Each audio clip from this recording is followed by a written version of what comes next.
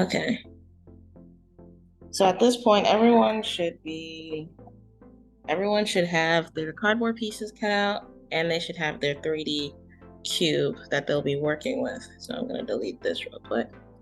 So I'm going to show you how to get your dimensions from this model so that you can use it when you're cutting out your cardboard pieces. So it's important to note that when you have all the pieces that you need cut out. Hello?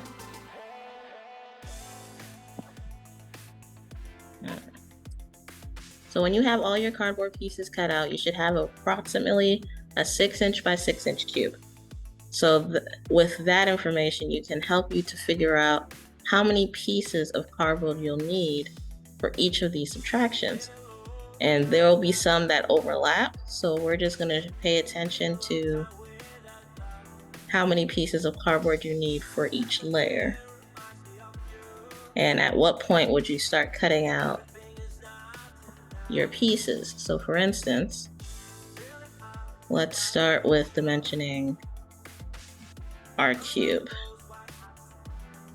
So what I have now are my front view and my right view of my cube. And if you've pulled from other sides, you would want to see those views also, just so that you can start to see those different kinds of dimensions. So we'll start with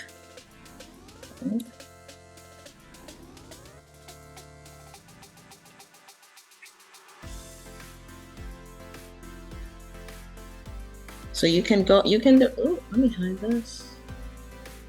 I'm fully watching. So one way that you can start to dimension these pieces so that you can see what you're cutting and where you're cutting is you can dimension it directly on the front views, the right views. So you can use the dimension tool,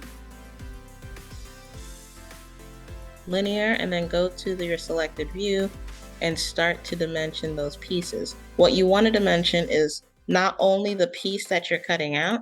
So in this instance, I have a cutout of approximately 1 inch deep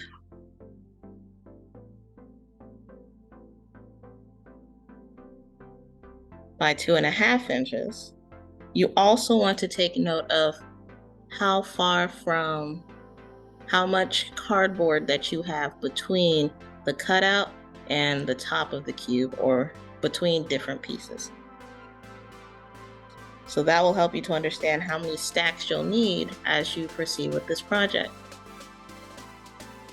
So for instance, in this instance, I need to figure out, okay, so I have about an inch of cardboard before I start making this piece, which is about 1.5 inches. So when I'm cutting out my pieces, I will have a few pieces of cardboard that I don't cut through on top. That will equal about 1 inch. And then I'll have some pieces of cardboard underneath that I'll have a piece of cardboard underneath that I start to cut out this part of my cube. So if you still have your subtraction, you can see how deep these pieces are that you'll measure. So you'll have a 1.5. You'll have about a 1.5 tall, so you have about 1.5 inches of cardboard, but you'll have a 2.5 wide piece with an approximately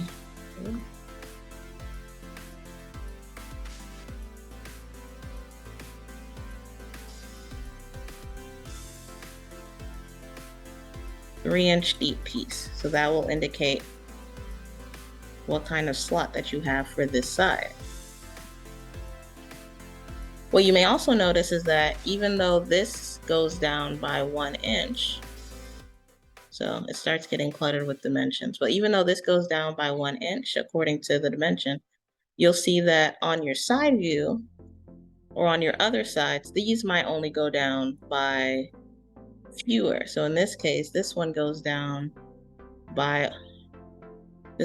goes down by 1 inch, which means that as I'm cutting out this piece, I'll also be cutting out this piece. So after I've made my 1 inch block, I will start to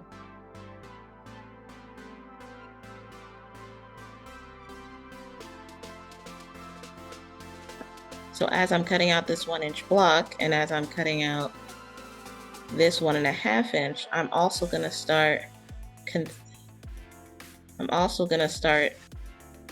cutting in this piece.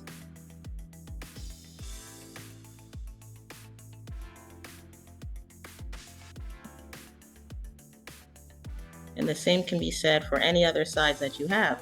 You just have to take note of how far in you need to take these pieces. So in this case, this piece is thinner. So instead of going in 3 inches on this side, I'd only be going in approximately 1 inch. So then this piece will be a lot more shallow.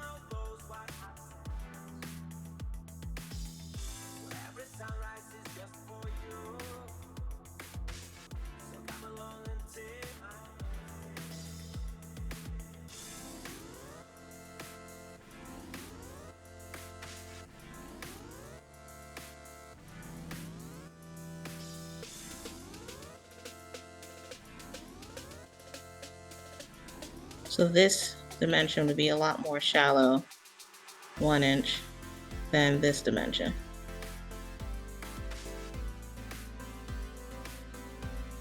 At least for while you're making your model. Yeah. Another way that you can help you to figure out at what point to start cutting these pieces is once you know how far down you're going with these white pieces, you can do the clipping plane. So you can go to clipping plane and you can draw it on the top.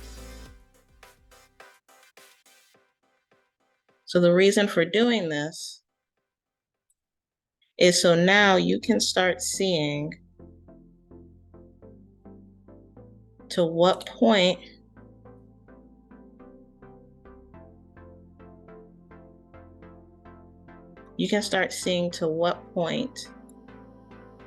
basically what your cardboard pieces will start looking at that 1 inch marker. So once you've gotten all the dimensions that you need, you can start seeing what those dimensions look like at that depth. So I have 1 inch from the top to where I start cutting out my pieces. At that 1 inch, I'll have my cardboard looking like this. So then I would want to measure how far this is. So I would only be cutting out this piece for about 1.5 inches worth of cardboard. So after that 1.5 inches,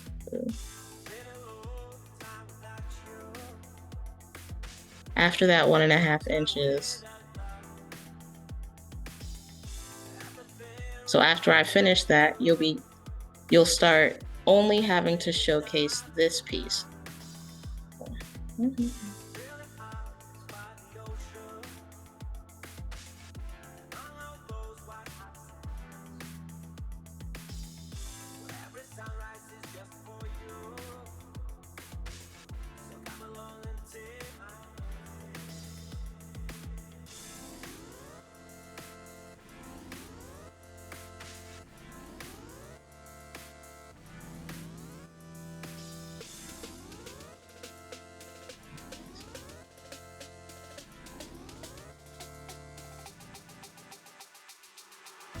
Okay.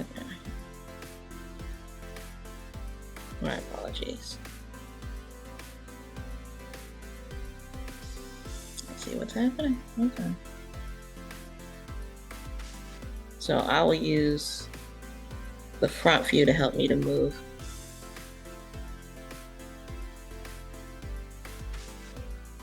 So then I've moved it down by that 1.5 inch.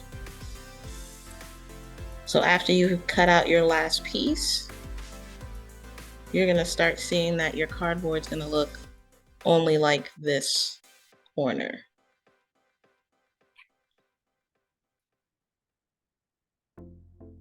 And a good way to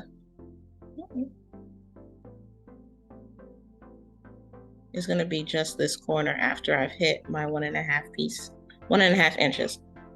So then what you can do, something that can help you to keep track of all of this.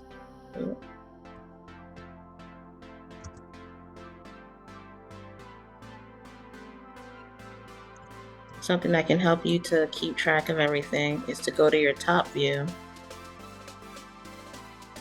Click on your clipping mask. And as you keep going down, you can make 2D of what the view looks like.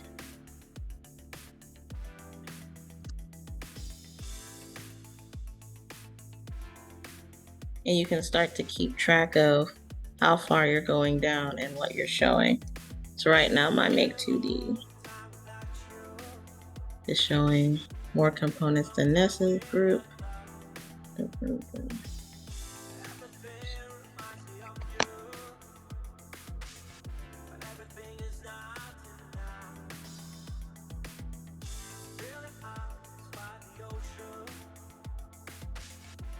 So I shouldn't be showing anyone's color. What have I? Oh, it's doing a lot more. Okay. So, okay.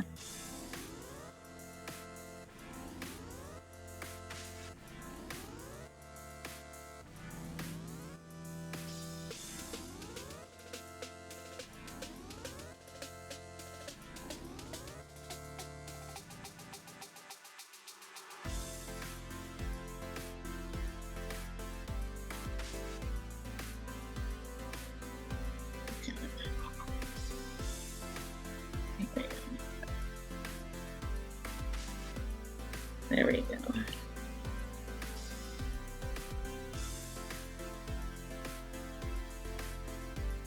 So you can start making the clipping planes at those dimensions, so you can start seeing where you need to cut and what the pieces would look like when you cut it out. So you can see the overlaps that occur with your different pieces.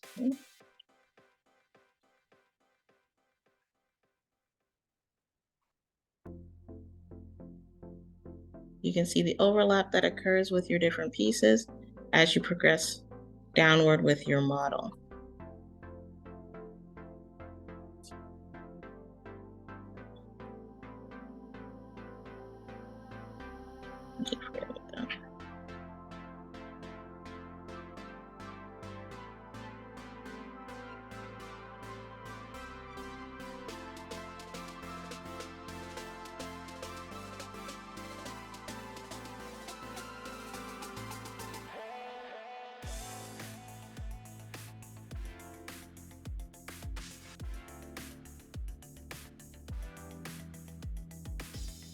So when you make 2D, it might come out a little, it might show the hidden lines underneath, but what you want to do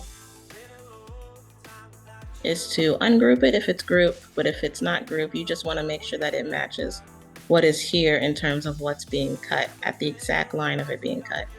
So in this case, I would just clean it up to look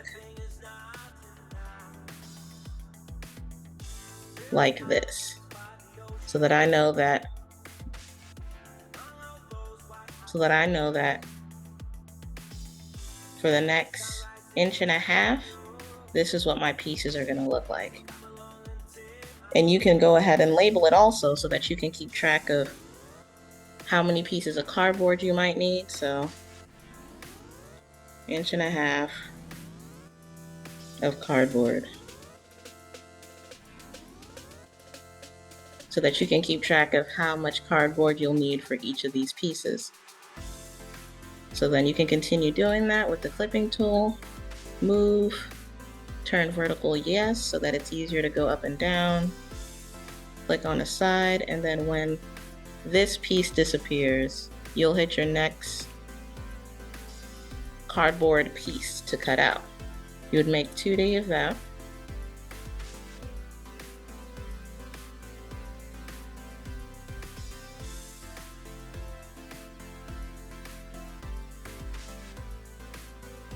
clean it up so it looks just like this piece here. So in this case, ungroup.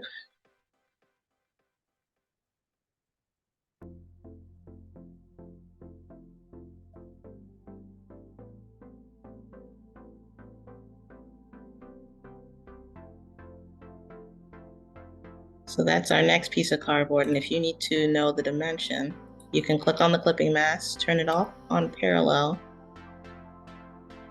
and then dimension from the bottom of this piece to the bottom of here. So basically when it starts to change, when the cutout starts to differ, that's the dimension that you want to see as well. So in this case, the dimension from underneath this cutout to the top of this. So I'd go to my right, go from the bottom to the top. Ooh, that is the wrong direction.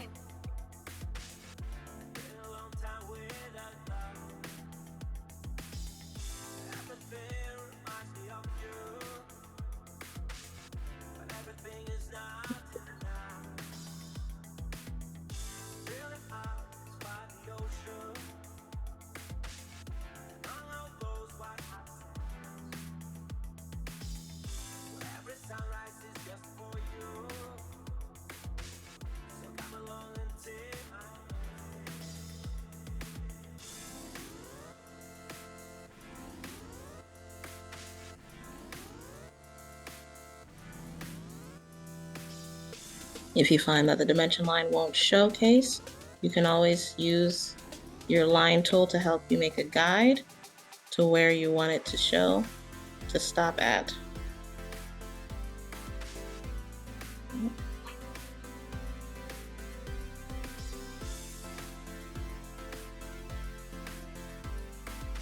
And then you can draw a dimension line from there to there. There we go.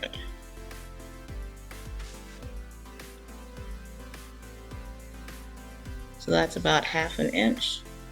So then I will know, using my text tool, that it's only 1/2 inch of cardboard that looks like this. And you will continue doing that with each of, so you would continue doing that with each part of your model. So if I go back to my clipping plane, turn it back on, the next thing I want to draw would be move tool. So the next piece I'd want to do is here, where the cardboard cutout is a lot different than the previous one. And then you would continue until you get to this point, to this point, and then to this point. So that's why it's important to know these dimensions prior to making your cuts, because since a lot of these overlap, you want to make sure you take note of where it overlaps and how deep these go in. And for many of you, you might have a cutout from the top, and the same rule applies. You just need to take note of how wide is it, what's its dimension, and how deep it goes into your model, because that will affect what that piece would look like when you put it all together.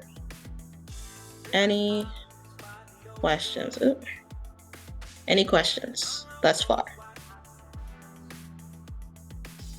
So I've done my clipping mask, I've made my cut. So the next thing to do is to make 2D of the associated view.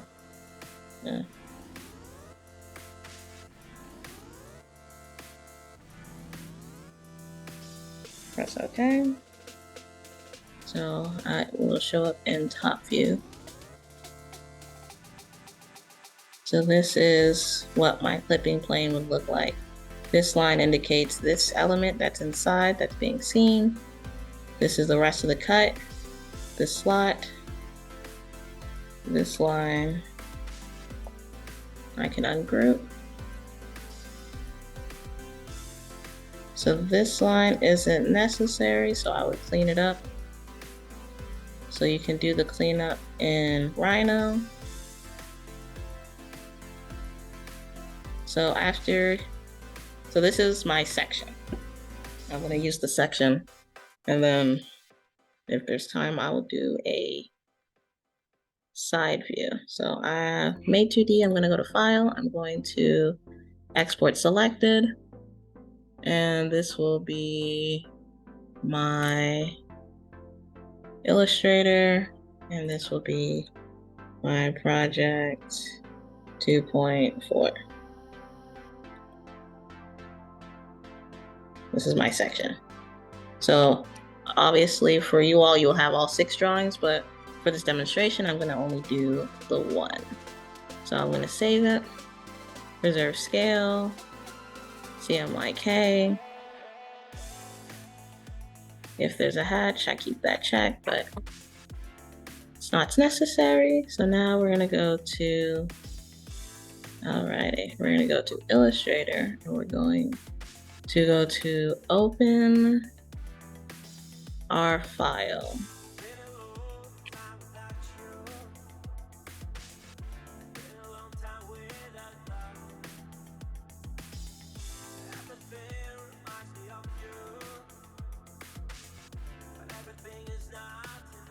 So that will be my P2.4 section.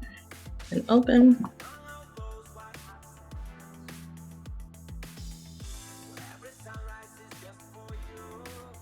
So if you don't see it when you immediately come in, you can always zoom out by holding Alt and then using the scroll wheel. And then you can move it onto your sheet. So you'll have all 6. You'll have all 6, and it should be on an 18 by 24. So you can go to the artboard, window, turn, go to view, show your ruler, make sure it's in inches. So now that you're in artboard, so this is my artboard right now. Normally it pops up at the top, but in my case, it just moves to the side. I'm gonna change this to 24 inches wide by 18 inches tall. And then I'll exit the artboard because I've made sure that my sheet's the correct size, and then I'll align my drawing onto the document. So first things you wanna make sure is that your object is locked. So object, lock, selection. That way you don't accidentally edit it while you're drawing on top of it. You will then start to draw shadow. So my suggestion for all students is to picture the sun in a specific, picture the sun in ideally this corner. So directionally, the light will be coming in this direction towards your model. So what you need to do is start to illustrate what that sun is, or what it will look like when it's casting a shadow. So you're gonna have different elements in your model of different ways that sun is accessed into the space. So here, as sun is accessed, it's going to be more diagonally this way because this canopy is casting a shadow onto this wall.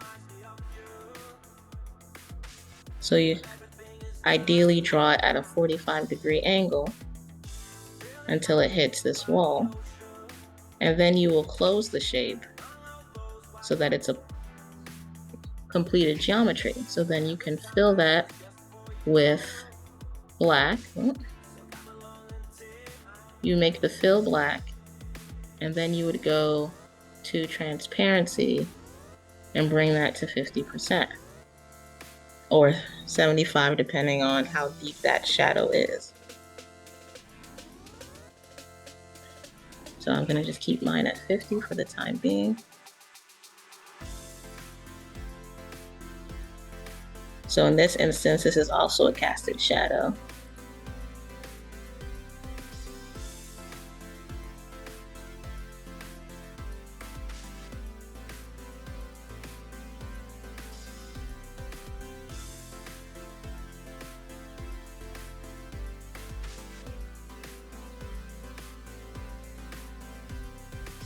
you can start seeing that shadow, and that this two-dimensional drawing has a more depth to it. And that's what we want to start illustrating with our pictures. Same thing here. If the shadow's casted this way,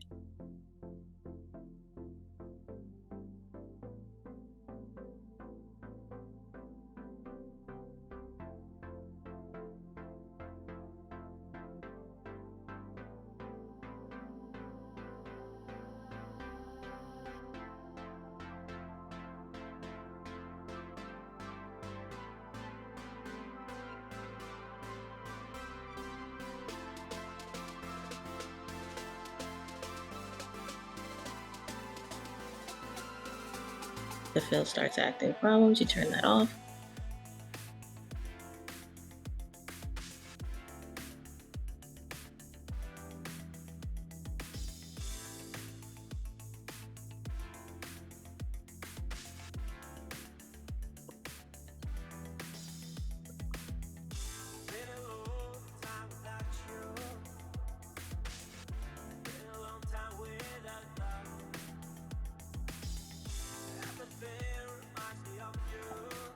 And now you can start seeing more depth occurring on your drawing. You can start seeing the depth.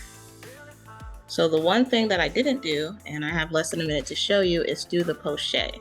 So to do this, you would start outlining the cut that you actually made in Rhino.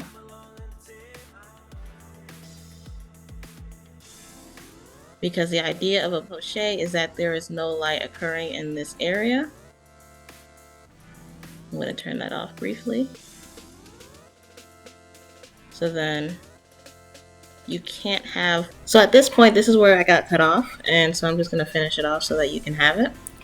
Everything is locked, my shadows have been inputted. So the next thing you want to do is to make the poché. Ideally, you'd want to do this first so that you would know what you're working with in regards to your section, but you can also do it last once you know where your shadows are casted. So in this case, we have a shape that also has a cutout in the center of it.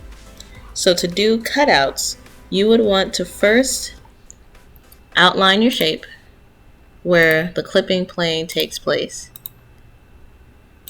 I'm going to change this color just so that you can see the line that I'm working with. So I'm going to make it red just so you can see it. Then I'll continue. If you make a mistake, you can type Control-Z and it'll undo so that you can make sure that you're hitting all the anchor points, not the path. So anchor points or intersections, depending on the line. So once you have it and you've closed the shape, you now want to do this one on the inside.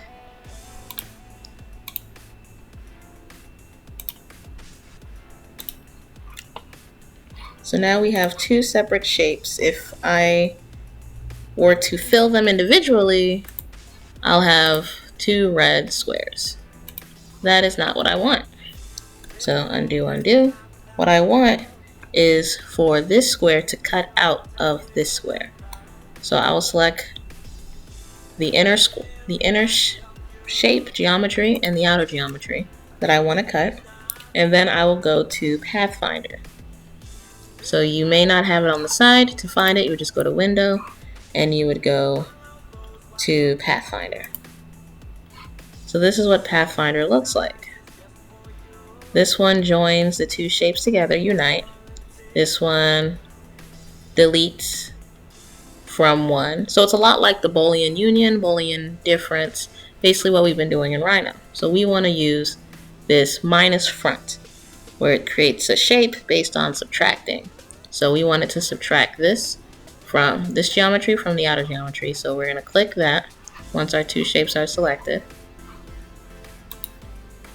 And it should have made it 1. The one way to check is to click, go to fill, and fill it in. So in this case, we actually want it to be black, so we'd fill it in black and change our stroke back to black. So that is how we know we've done it correctly. We've made a shape with a cutout. So now we've taken our originally two-dimensional shape, so I'm actually going to copy this over. You don't have to do this part. This is just so that you can see what you've done. I'm going to copy this over. So this is what we've made, and this is what we started with. You can see how we started, how we've created depth to our drawing. We've started creating a depth to our drawing that wouldn't have existed beforehand.